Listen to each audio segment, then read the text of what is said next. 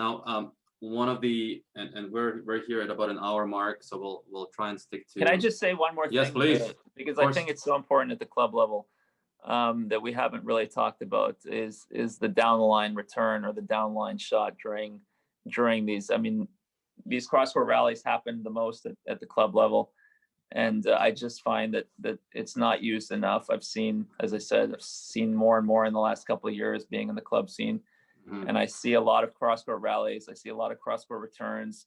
I think that we all know, especially at the club level, that players tend to like to move more into in the middle and intercept balls on their forehand volley side. So that would be, playing on the deuce side, a returner should try to return down the line, a little bit, especially at the beginning of the match. And so, sorry, I'm just gonna pull this up here because this is a situation that you and I talked about. So the baseliner here from the deuce side, you're talking about going for that down the line shot here. You're going for the down line because you know that your partner wants to lean in the middle with their forehand volley and try to intercept your return. So it's very important. And two things here. So one, if you hit it really well, you're winning the point. You don't hit it as well, you're still hitting it to their backhand volley, right? Right there. And their backhand volley, it's not, at club level, it's not that easy to put that shot away. So worst case scenario, you have it play on the next shot, right? And not only are you trying a strategy that is gonna probably work, or you're keeping your opponents off balance, and you're playing that game with the net player now where they know that you're willing to do that. And if you do that early in the match, then for the rest of the match, they know you're willing to do that. So they are going to be less aggressive at the net, or it's going to be in the back of their mind, he did that, she did that, I got to watch for that. So it's a responsibility for the deuce player from the baseline to try that shot during the rally. Even it doesn't always have to be on the return, because a lot of times the ball is intercepted during the cross-court rally. So it's very important to remember that. On the ad side, again, now it's a little bit different because as a righty, your backhand volley's in the middle. Maybe you're not moving as much, but still, I mean, you're still hitting some of those returns at the net player just to keep them off balance, because that's what the whole point of poaching when you're serving, poaching off your partner's return, off your opponent's first volley. You want them to know that you're willing to move. You want to make life as difficult for them as possible. You want to distract them as much as possible. I remember playing against the Bryan brothers early on in our career, and this is a mistake that one of their girlfriends made. They told my girlfriend at the time that they liked playing us. It was Mark Knowles and I. They liked playing us because we played straight up, so straight up. We relied on our talent, we relied on our shot making, but we weren't moving a lot. So they felt like, we know where they're going all the time. If they hit great shots, they might beat us, but we don't have to worry about them intercepting our returns, moving around the net. So that actually opened up my eyes that we're not distracting our opponents enough. So I think this is a lost strategy, I think, in the club scene that people really need to be wary of. That a lot more downline returns, not just because it's effective, but also because it's going to take your opponent off the net, and no one likes that feeling of like a lot of your shots getting intercepted. Like you're not hitting it well enough. Then you start pressing. I've had that so many times where I feel like I can't get the return pass in that player. They're moving a lot on my baseline shots. So no one likes that feeling. So if you're able to get them off the net, whatever way it is, it could be a lob, it could be a chip lob off the return. That is effective too. And I think there's a couple of great points here. So when you're at the net, the ball may not be coming to you. However, you're consistently moving, creating pressure for the opponents, so that there's some uncertainty as to what you will do next. And the minute you stop moving, I like to say that you become part of the court. You become just as dangerous as the net is. The net isn't moving up and down. The net's right there. You know exactly where it is, and it's not that dangerous because it's fixed. Whereas players that continuously keep moving become a lot more dangerous. And then that other side of going down the line, and what I see a lot in club level doubles is that players think that they have to go down and hit the double sideline really with that shot. Yeah. Whereas what you just said was just hit it somewhere like to their backhand. You know, if you had a great shot, fine, but at the same time, if you just place it there, it's still to their backhand volley.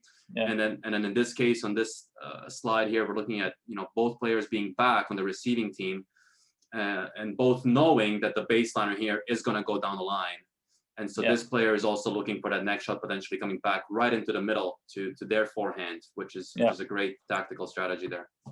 Yeah, I mean, it goes back to the beginning. We said controlled aggression. You're not trying to hit a winner. You're trying to hit it firm at your opponent. If they move towards their forehand volley, great. They're going to be out of position for, if they're standing there waiting for that.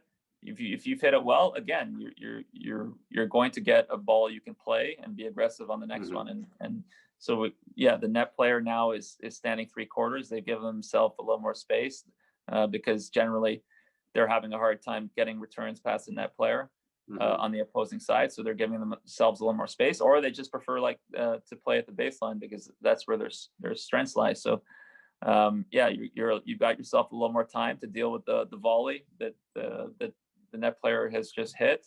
This guy, if you're at the net, you know that you're communicating well with your partner, and you know that they're going to try a downline return. You're shifting over a little bit to cover that volley in the middle because that's generally where the net player is going to go. Okay, let's just look at this one here for a couple of minutes. Again, this happens so often when the receiving team, the returner has just come in and joined their receiving partner at the net. And you know, you and I, you know, so often we get questions on, you know, is it in a straight line that you're lined up, or is it a bit staggered? Can you just please elaborate maybe a little bit on this? So at the pro level, you know, you've served and volleyed. This is a perfect diagram because the return, if the player at the net moved properly, you see how they're very able to intercept that return. But if the return is hit well, it's going to come back to the server's forehand volley. They're going to hit a volley back cross court generally, and then, you know, generally they're behind the player that's already established at the net, but they're working their way in. So, you know, they're adjusting their feet. Ideally, if you have two at the net, you're sticking volleys and then trying to get close enough to the net that you can put away a volley. At the club level, it's a little bit dangerous because, you know, we all get older, and, you know, a lot of the club players are a little bit older. So I would suggest that one player maybe lags a little bit behind, you know, still in the service box. That player would generally be the player, I would say, you know, usually in this world of tennis, you generally have two types, right? You have guys that are a little bit more talented. Maybe they don't move as well, but they've gotten to whatever level they are because they have good hands. And then you have the guys that are very athletic and strong, and they're moving around and you know, just different types of athletes. I would say those two are the most common in the world. And then you have the players that have all the attributes, and those are the world champions, Federers or whatever. But we can't all be that gifted. So that's knowing your partner now. So generally, I would say that the more athletic guy in the partnership, he's closer to the net. He's trying to be aggressive. He's moving around. The one with the better hands, you know, the one that's a little more comfortable hitting volleys further back, he's responsible for a lob that might come over his athletic partner. So he's, you know, lagging back a little bit. He can get that lob, then they switch. And, you know, I think that's the approach to have. You're extremely modest, Daniel.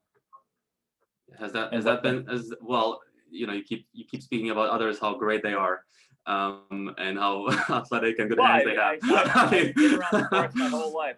I've seen you know, different types of athletes and what they excel at. And me, I'm on the hand-eye coordination side. I'm a talented athlete, but I'm physically not gifted. And then you have guys that are, you know, they're running and explosive and you know, strong. I mean, I string my rackets in the 20 pounds, 25 pounds because I can control the ball, but I also do that because I need power.